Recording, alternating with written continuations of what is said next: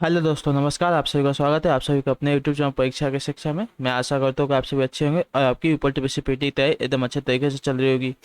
यहाँ पर हम देखिए रेगुलर बेसिस पर वर्क की पीटी की तैयारी करवा रहे हैं। तो अगर आप हमारे चैनल पर नए नए हैं और चैनल को अभी तक सब्सक्राइब नहीं किया तो सब्सक्राइब करके जुड़ जाइए और साथ में बेल आइकन को भी प्रेस कर लीजिए, जिससे हम जब भी अपनी नई वीडियो अपलोड करें आपको सबसे पहले पता चल सके। ठीक है,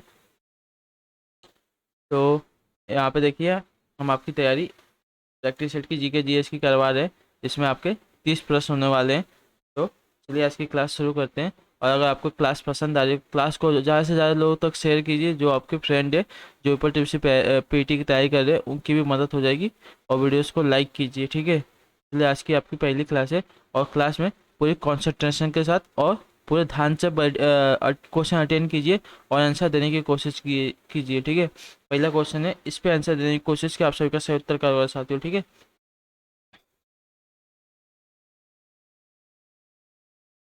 लॉर्ड मैकाले संबंधित है किससे, बताएं कोशिश की आप सही का सही उत्तर क्या हो जाएगा। लॉर्ड मैकाले संबंधित है किससे, इसका उत्तर सही क्या हो जाएगा, बताएं कोशिश की आप सही का सही उत्तर क्या होगा साथियों। इस पे पहले पे आंसर दीजिएगा पूरे ध्यान से और पूरे कंसंट्रेशन के साथ क्लास में बने रहिए और आंसर देने की कोशिश कीजिए। एक एक क्वेश्चन आपके एग्जाम के लिए बहुत ही इंपॉर्टेंट है। ठीक है,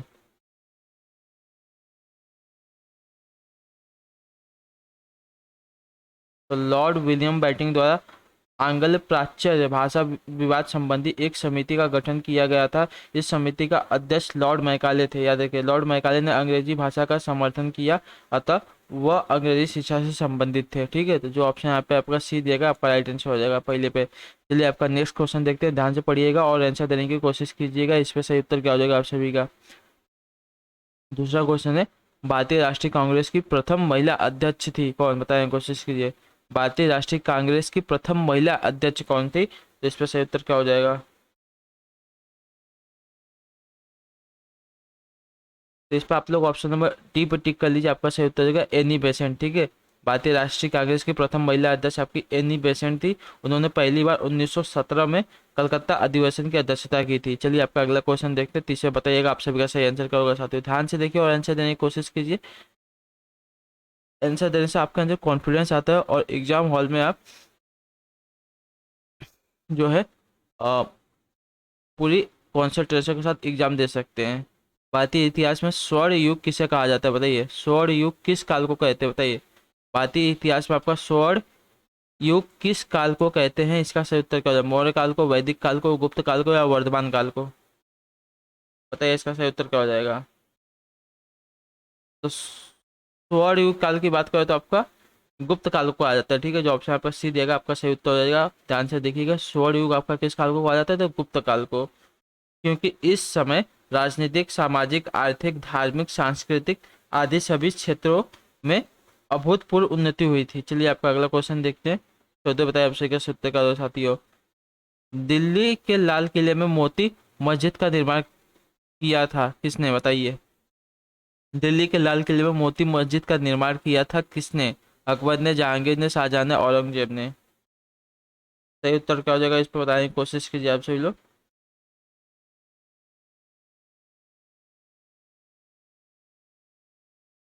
तो दिल्ली के लाल किले में मोती मस्जिद का निर्माण आपका औरंगजेब ने करवाया था। ठीक है, जो ऑप्शन आपका पे दे दिया गया है, आपका सही उत्तर हो जाएगा। ध्यान से देखिए, मोती मस्जिद का निर्माण आपका औरंगजेब ने करवाया था, लेकिन जो जबकि आपका लाल किला और जामा मस्जिद का आपका शाहजहां ने बनवाया था। याद रखिएगा, लाल किला और जामा मस्जिद आपका शाहजहां ने बनवाया था और आपका मोती मस्जिद का निर्माण औरंगजेब ने करवाया था। याद रखिएगा। चलिए आपका अगला क्वेश्चन है, पांचवे बताइए आप सही का सही उत्तर साथियों ध्यान से पढ़िएगा और आंसर दीजिएगा। इस पर सही उत्तर क्या हो जाएगा। सिकंदर लोदी ने किस नगर की स्थापना की थी, बताइए। सिकंदर लोदी ने किस नगर की स्थापना की थी।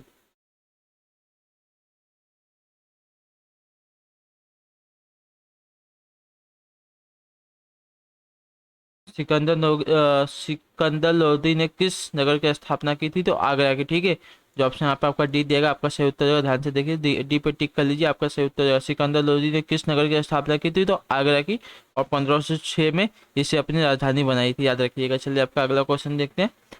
छठे बताइए आप सही का सही उत्तर क्या हो जाएगा साथियों। भारत की स्वतंत्रता से पहले सबसे बड़ा सामंती राज्य था कौन सा, बताने की कोशिश कीजिए। भारत की स्वतंत्रता से पहले सबसे बड़ा सामंती राज्य आपसे पूछा है कौन था।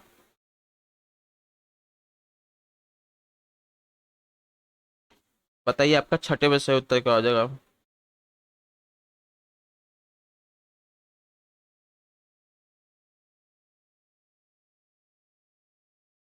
तो भारत की स्वतंत्रता से पहले सबसे बड़ा सामंती राज्य पूछा है आपका, तो हैदराबाद था। ठीक है, जो ऑप्शन आपका पास सी दिया गया, ध्यान से देखिए, आपका सही उत्तर हो जाएगा। चलिए आपका अगला क्वेश्चन देखते हैं। सातवें पे आंसर दीजिए, आप सही का सही उत्तर करो, ध्यान से पढ़िए, आंसर देने की कोशिश कीजिए। किसने इजारेदारी व्यवस्था की शुरुआत की, जिसके अनुसार राजस्व एकत्र करने का अधिकार उच्चतम बोली लगाने वाले को 5 वर्ष की अवधि के लिए दिया गया था, बताइए। किसने इजारेदारी व्यवस्था की शुरुआत की, जिसके अनुसार राजस्व एकत्र करने का अधिकार उच्चतम बोली लगाने वालों को 5 वर्ष की अवधि के लिए दिया गया था, बताइए सही उत्तर क्या हो जाएगा।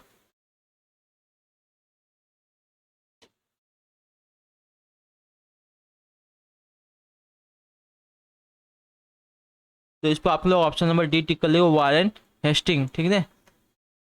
वारेन हेस्टिंग ने आपकी इजारेदारी व्यवस्था की शुरुआत की, जिसके अनुसार राजस्व एकत्र करने का अधिकार अधिकार उच्चतम बोली लगाने वालों को 5 वर्ष की अवधि के लिए दिया गया था। चलिए आपका अगला क्वेश्चन देखते हैं। आठवें, पता है आपसे कैसे उत्तर क्या जो साथियों, भारत छोड़ो आंदोलन किस वर्ष हुआ था, बताइए। भारत छोड़ो आंदोलन आपका किस वर्ष हुआ था, 1942 में, 1945 में, 1943 में, या 1944 में।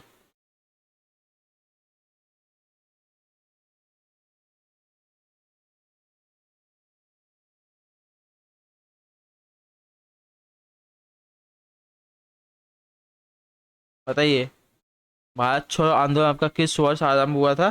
तो भारत छोड़ो आंदोलन की बात करें तो 9 अगस्त 1942 को आरंभ हुआ था। ठीक है, जो ऑप्शन यहाँ पे आपके ये दिए गए, आपका राइट हो जाएगा। और कहाँ से आरंभ हुआ था, तो मुंबई के ग्वालियर मैदान से, ग्वालियर टैंक मैदान से, याद रखिएगा। ये डेट भी याद रखिए, 9 अगस्त 1942 से स्टार्ट हुआ था। चलिए आपका अगला क्वेश्चन देखते हैं, आपसे क्या पूछा गया। 9वें पे बताइए, आपसे कैसे उत्तर का साथियों, ध्यान से पढ़िए, आंसर देने की कोशिश कीजिए। भारतीय राष्ट्रीय कांग्रेस के पहले अध्यक्ष कौन थे, बताइए। भारतीय राष्ट्रीय कांग्रेस के पहले अध्यक्ष कौन थे आपके।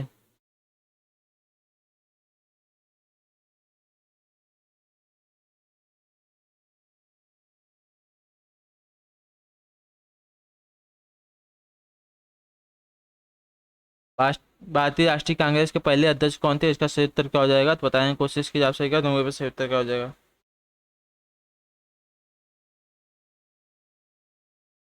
तो पहले अध्यक्ष की बात करें तो आपके व्योमेश चंद्र बनर्जी, ठीक है, जो ऑप्शन आपका ए दिया गया, ध्यान से देख लियो, व्योमेश चंद्र बनर्जी थे भारतीय राष्ट्रीय कांग्रेस के पहले अध्यक्ष। और महिला अध्यक्ष की बात करें तो आपको बताएगा एनी बेसेंट थी। चलिए आपका अगला क्वेश्चन देखते हैं, आपसे क्या पूछा गया है। 10वें बताइए, आप सही का सही उत्तर का दो, ध्यान से पढ़िए, आंसर देने की कोशिश कीजिए। महात्मा गांधी ने सत्याग्रह सभा की स्थापना कब की थी, बताइए। महात्मा गांधी ने सत्याग्रह सभा की स्थापना आपकी कब की थी, सही उत्तर क्या हो जाएगा, इस पर आंसर देने की कोशिश कीजिए।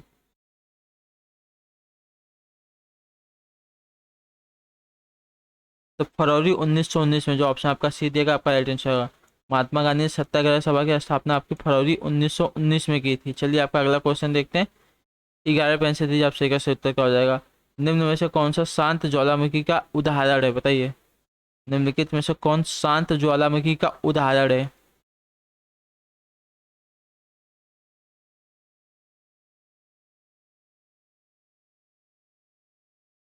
शांत ज्वालामुखी का उदाहरण आपका कौन सा हो जाएगा, बताने की कोशिश कीजिए।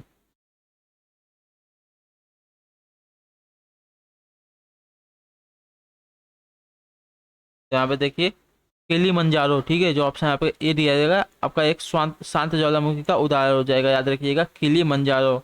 इसके अलावा देखे, एक कांकागुआ और पोपा, ये सभी भी आपके शांत ज्वालामुखी के उदाहरण होते हैं, याद रखिएगा। चलिए आपका अगला क्वेश्चन देखते हैं। बारह पता है आपसे कैसे उत्तर करो, ध्यान से पढ़िए हुए आंसर देने की कोशिश कीजिए। पृथ्वी की आंतरिक संरचना में कोर, यानी कि कोर का निर्माण निम्न में से किन तत्वों द्वारा हुआ है बताइए। पृथ्वी की आंतरिक संरचना में कोर का निर्माण निम्न में से किस तत्वों के द्वारा हुआ है।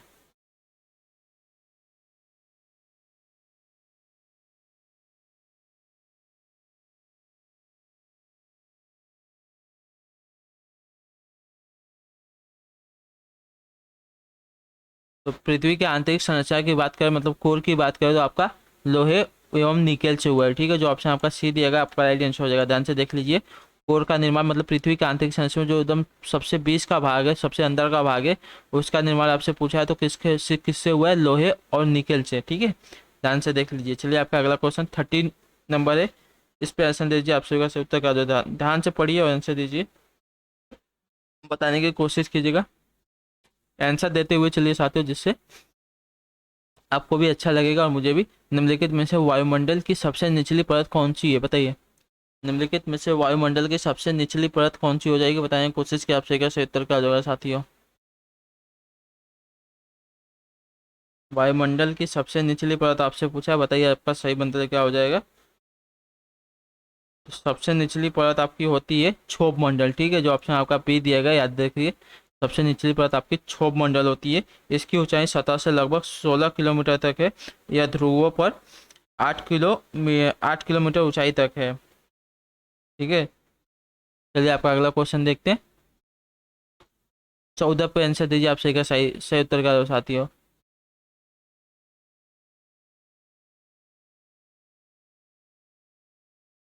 पृथ्वी और चंद्रमा के मध्य की दूरी लगभग कितनी है बताइए। पृथ्वी और चंद्रमा के बीच की दूरी लगभग कितनी है, सही उत्तर क्या हो जाएगा, बताने की कोशिश कीजिए।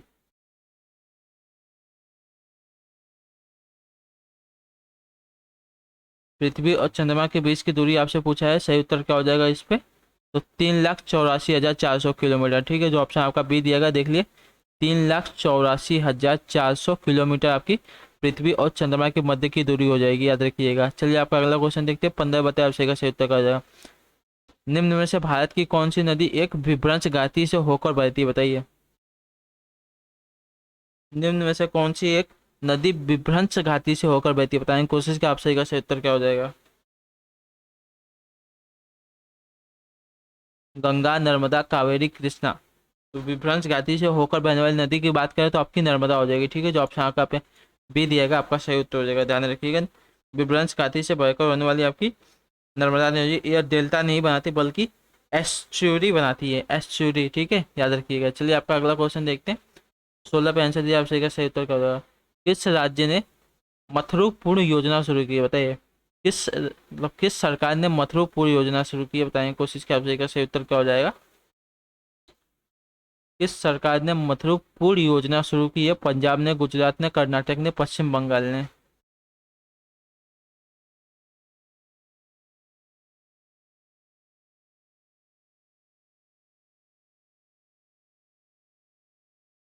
तो 2 अक्टूबर 2017 को कर्नाटक राज्य सरकार यानी कि उसके जो पूर्व मुख्यमंत्री थे सिद्धा सिद्धारमैया द्वारा आपकी मथुरापुर योजना की शुरू की गई थी। ठीक है, जो ऑप्शन आपका सी दिएगा, याद रखिएगा। किसके द्वारा मथुरापुर योजना पूछा है तो आपका कर्नाटक के द्वारा। ठीक है, जो वहाँ के पूर्व मुख्यमंत्री थे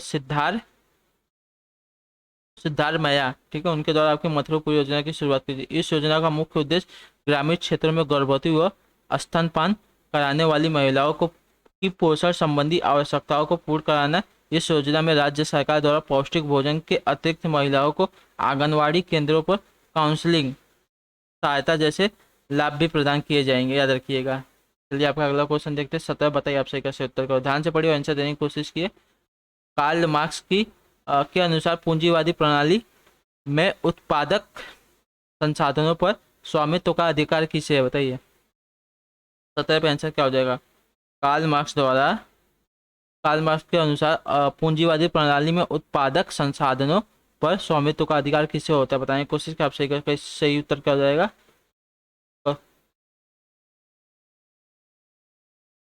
तो पूंजी के मालिकों को। ठीक है, जो ऑप्शन यहाँ पे ए बी दिया गया आपका राइट आंसर हो जाएगा। कार्ल मार्क्स का पूंजीवादी प्रणाली में उत्पादक संसाधनों पर स्वामित्व का अधिकार किससे होना चाहिए, तो पूंजी के मालिकों को। ठीक है, जो ऑप्शन आपका यहाँ पे बी दिया गया आपका सही उत्तर हो जाएगा दोस्तों। चलिए आपका अगला क्वेश्चन देखते हैं, आपसे क्या पूछा गया है। 18 बताए आपसे कैसे उत्तर करो, ध्यान से पढ़िए, आंसर देने की कोशिश कीजिए। राष्ट्रीय आय किसके द्वारा किसके बराबर है बताइए, जो हमारी राष्ट्रीय आय है किसके बराबर होती है। चारों ऑप्शन ध्यान से देखिए और बताने की कोशिश कीजिए, थोड़ा बड़ा क्वेश्चन है और ध्यान से पढ़िए। तो राष्ट्रीय आय किसके बराबर होती है बताने की कोशिश कीजिए राष्ट्रीय आय को। तो चलिए देखते हैं आपका क्या पूछा है। राष्ट्रीय आय को साधन लागत पर राष्ट्रीय उत्पाद भी कहते हैं, याद रखिएगा। और इसका तात्पर्य किसी राष्ट्र द्वारा उसके भौगोलिक क्षेत्र से प्राप्त संसाधनों से प्राप्त आय, श्रम, पूंजी तथा स्थांगत दक्षता है। वेतन, ब्याज, किराया तथा अन्य लाभों से प्राप्त आय को राष्ट्रीय आय कहते हैं। राष्ट्रीय आय से संबंधित फॉर्मूले निम्न है, देखिए। राष्ट्रीय आय में आपका शुद्ध राष्ट्रीय उत्पाद, सब्सिडी, प्रत्यक्ष कर, ये तीनों आते हैं। सॉरी, राष्ट्रीय आय में देखिए शुद्ध राष्ट्रीय उत्पाद प्लस सब्सिडी माइनस अप्रत्यक्ष कर, तो आपका पहला भी सही है। जो आपका दूसरा दिया गया सकल राष्ट्रीय उत्पाद माइनस मूल्यह्रास प्लस सब्सिडी माइनस अप्रत्यक्ष कर, तो ये भी आपका सही है। जो तीसरा दिया गया है राष्ट्रीय आय बराबर उपभोग प्लस सरकारी व्यय प्लस निवेश प्लस विदेश विदेश से शुद्ध कारक व मूल्यह्रास, तो ये भी आपका सही हो जाएगा। जो आपका मतलब और अप्रत्यक्ष कर प्लस सब्सिडी ये भी होता है, याद रखिएगा। तो उपयुक्त जो सभी दिए गए तीनों के तीनों आपके राष्ट्रीय आय इसके बराबर हो जाते हैं, ध्यान से देख लीजिएगा। इसका स्क्रीनशॉट आप लेके रख लीजिएगा, आपको आगे काम आएगा।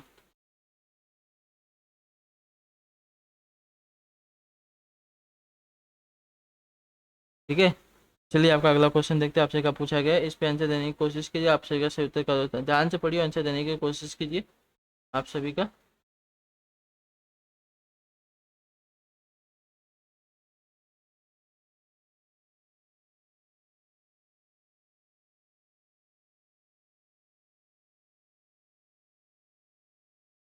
चलिए 19 नंबर पे आंसर दिए, आपसे का सही उत्तर कर देगा। ये योजना शुरू की गई जिसके अंतर्गत बीपीएल कार्ड वालों को एक वरिष्ठ नागरिक की तीर्थ यात्रा का खर्च सरकार वहन करेगी। यह योजना क्या कहलाती है बताइए।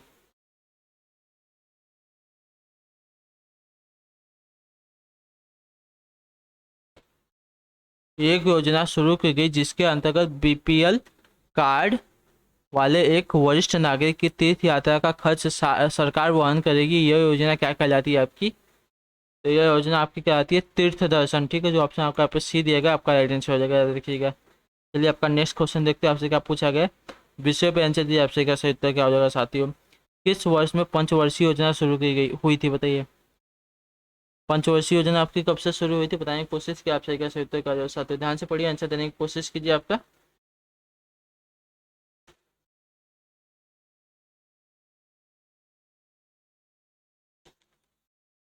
पंचवर्षीय योजना आपकी कब से शुरू हो गई थी, तो पंचवर्षीय भारत में पहली पंचवर्षीय योजना आज़ादी के बाद वर्ष 1991 में प्रारंभ हुई थी, याद रखिए। सॉरी 91 में नहीं, 51 में, वर्ष 1991 या 51 में स्टार्ट हुई थी। चलिए आपका अगला क्वेश्चन देखते हैं।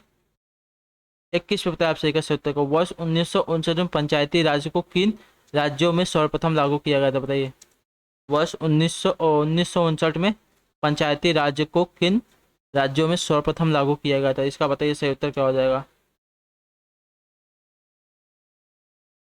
तो राजस्थान और आंध्र प्रदेश में, ठीक है। जो यहाँ पे ऑप्शन में आपका राजस्थान और आंध्र प्रदेश में आपका लागू किया गया था, याद रखिएगा सर्वप्रथम पंचायती राज्य को।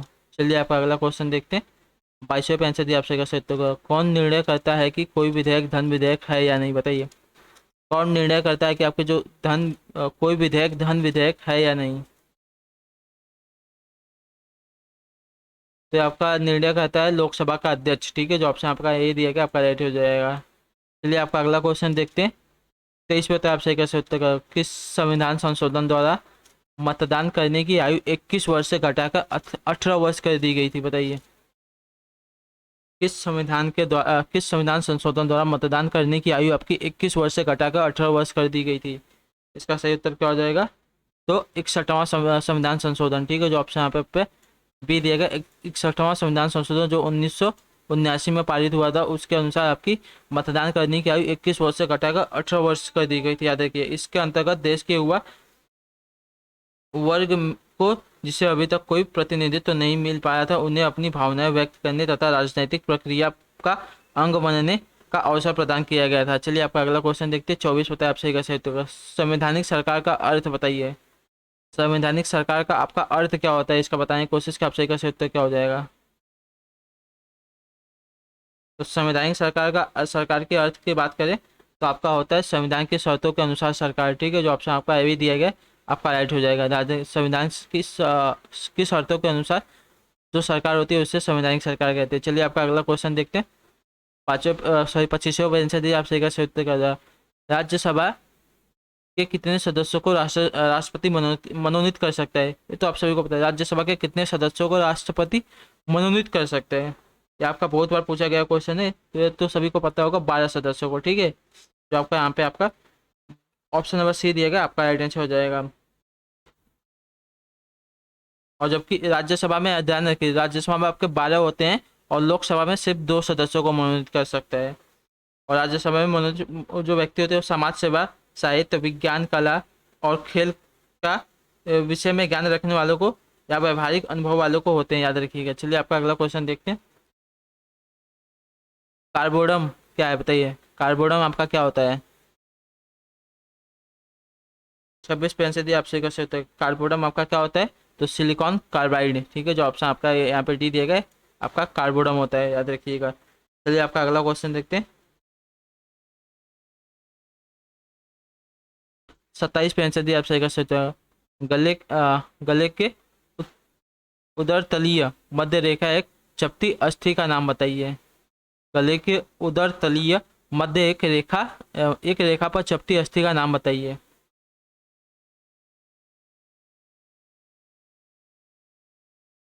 तो उसका नाम होता है एल्ब्यूमिन। ठीक है, जो ऑप्शन आपका यहाँ पे डी दिया गया आपका राइट आंसर हो जाएगा, ध्यान रखिएगा। चलिए आपका अगला क्वेश्चन देखते हैं। 28 पे आंसर दिए। लाइपेज किस पर कार्य करते हैं बताइए। लाइपेज आपका किस पर कार्य, अमोनियो अम्ल पर, कार्बोहाइड्रेट पर, वसा पर या प्रोटीन पर। तो लाइपेज की बात करें तो एक एंजाइम होता है जो वसाओ वसाओ पर क्या करता है। ठीक है, जो ऑप्शन आपका यहाँ पे सी दिया गया है, ध्यान रखिए। लाइपेज किस पर कार्य करता है, तो वसा पर, याद रखिएगा। और आपका एक एंजाइम होता है। चलिए आपका अगला क्वेश्चन देखते हैं। 29 होता है आपसे का साहित्य का। अल्फ्रेड नोबेल ने किसका आविष्कार किया था बताइए। अल्फ्रेड नोबेल ने आपका किसका आविष्कार किया था, तो याद रखिएगा डायनामाइट का। ठीक है, जो ऑप्शन आपका सी दिएगा आपका राइट आंसर। अल्फ्रेड नोबेल ने आपका डायनामाइट का आविष्कार किया था। तो ऑप्शन नंबर आप ध्यान से देख लीजिए, आपका सी राइट हो जाएगा 29 पे। चलिए आपका अगला क्वेश्चन देखते हैं। 30 पे ध्यान से पढ़िएगा, आंसर देने की कोशिश कीजिए। आपका आखिरी क्वेश्चन है, इस पर सही उत्तर दीजिए। आंखों के लेंस की फोकस दूरी को समायोजित करने की क्षमता क्या कहलाती है बताइए। आंखों के लेंस की फोकस दूरी को समायोजित करने की क्षमता आपकी क्या कहलाती है। तो आपकी अनुकूलन कहलाती है। ठीक है, जो ऑप्शन का ये दिएगा आपका राइट आंसर हो जाएगा। तो आई होप कि आपको क्लास अच्छी लगी हो। हमें कमेंट करके बताइए आपको क्लास कैसी लगी। बाकी आपका कोई भी डाउट हो, कोई भी प्रश्न हो, कोई भी सुझाव हो, कोई भी फीडबैक हो, हमें कमेंट में बता सकते हैं।